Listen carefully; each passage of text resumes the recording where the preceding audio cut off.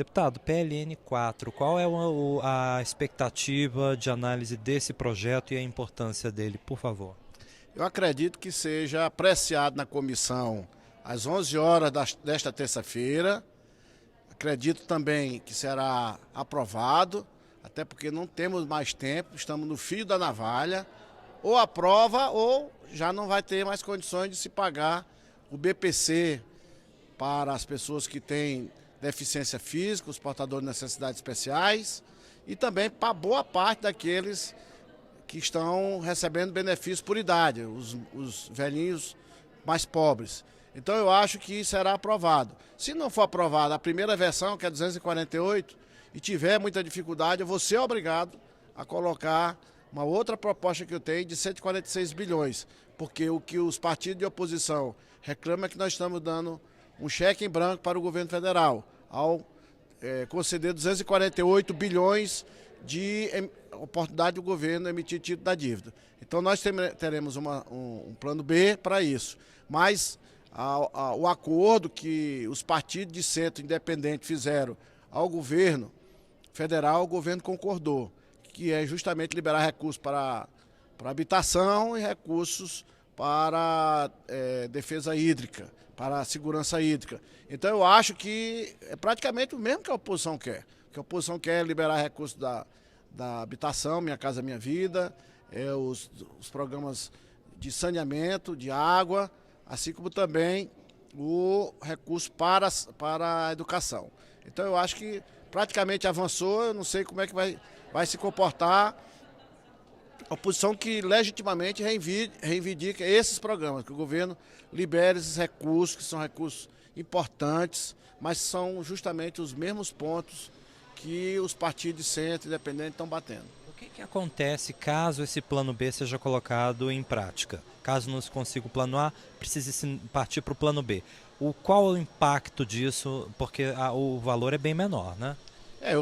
No caso, eu autorizo 248 bi, o crédito, mas a fonte de orçamento, em vez de ser toda ela vinda da emissão de títulos, fica só 146 autorizado para emissão de títulos, a regra de ouro no caso, e os outros 102 será utilizado o recurso do superávit do Banco Central de 2018. E isso também nós autorizamos nessa mesma relatoria, nesse mesmo relatório, o governo, sendo aprovado o projeto, o governo fazer os remanejamentos internos que são necessários. Mas ainda acho que a primeira opção é melhor, o governo terá mais tranquilidade e não terá a dificuldade que vai ter, aprovar só 146, porque talvez haja o entendimento de que esse 102 bi não possa ser usado da forma como nós queremos e como eles estão pretendendo que seja usado. Além disso, o remanejamento interno que o senhor acabou de mencionar pode impactar aí uma série de coisas. Imagino que talvez até o funcionalismo público. Exatamente. Vai ter que ter uma paralisação praticamente para o governo refazer totalmente o seu orçamento. Isso não é de uma hora para outra, não é rápido assim.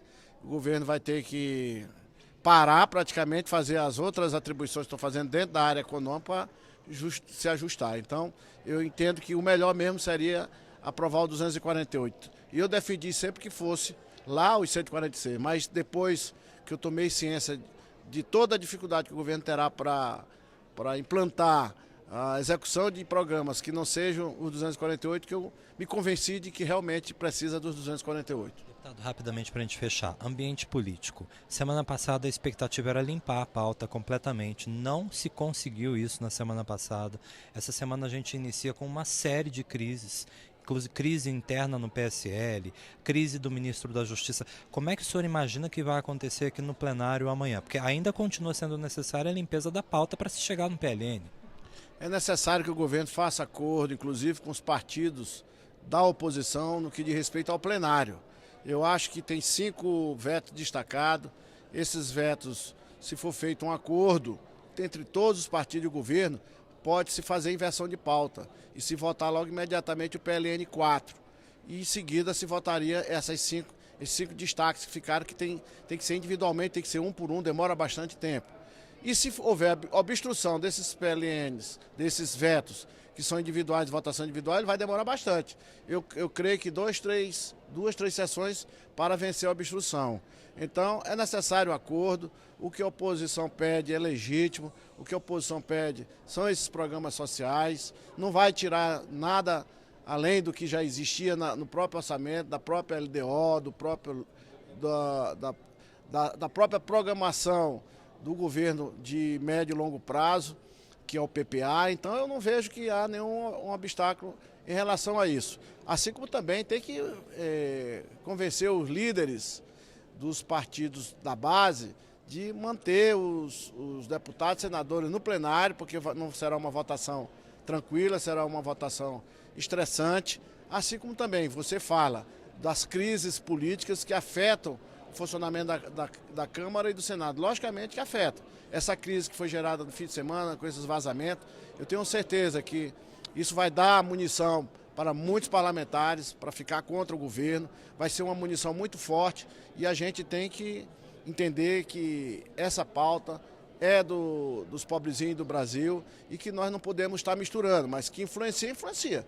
Não resta dúvida em relação a isso. Até porque o próprio governo foi avisado no período da transição de que haveria necessidade de se trabalhar esse PLN no começo do ano, ou seja, janeiro. Foi deixando, se apresentou em março. E depois, em abril somente, mesmo por falta de ação do governo, que se instalou a Comissão Mista de Orçamento. Ou seja, ficou pouco tempo, margem de manobra para o governo em relação ao tempo para trabalhar. Agora não tem mais muito tempo e temos que resolver isso de uma forma bastante acelerada mesmo.